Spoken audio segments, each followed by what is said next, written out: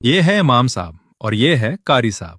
इनमें क्या अंतर है और क्यों बहुत से लोग इन दोनों जिम्मेदारियों को एक ही समझ लेते हैं? सबसे पहले बात करते हैं इमाम साहब की। इमाम का सीधा मतलब होता है लीडर या रहनुमा। मस्जिद में जो शख्स पांचों वक्त की नमाज और जुमा की नमाज में सब लोगों के आगे खड़े होकर जमात की लीडरशिप करते हैं, उन्हें इमाम कहा जाता है। एक इमाम के लिए सिर्फ अच्छी आवाज होना काफी नहीं है, बल्कि उन्हें इस्लामी कानून, फिक्र, शरीयत के मसाइल और दीन की गहरी समझ होना जरूरी है, ताकि वो नमाज के नियमों को सही से संभाल सकें और लोगों के मजहबी सवालों के जवाब दे सकें। अब इसके उलट कारी साहब पर आइए।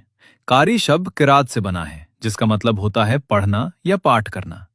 कारी साहब वो उस्ताद या शख्स होते हैं जो कुरान मजीद को उसके तय नियमों, जिसे तजवीद, करेक्ट प्रोनंसिएशन एंड इल्क्वेशन कहते हैं, के मुताबिक बेहद खूबसूरत और सुरीली आवाज में पढ़ते और सिखाते हैं।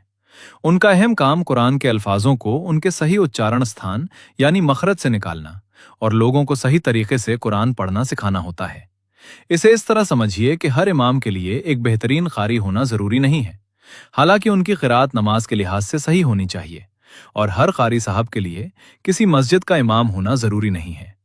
कई बार एक ही शख्स इमाम भी होता है और वो कारी भी होता है, लेकिन ये दोनों पद और जिम्मेदारियां अपने आप में बिल्कुल अलग हैं। आसान शब्दों में समझें तो इमाम साहब वो होते हैं जो मस्जिद में जमात के साथ नमाज पढ़ाते हैं और मजहबी मामलों में लीडर होते हैं। कारी साहब वो होते हैं जो कुरान मजीद को तजवीद और खूबसूरत आवाज के साथ पढ़ने और सिखाने के एक्सपर्ट होते हैं।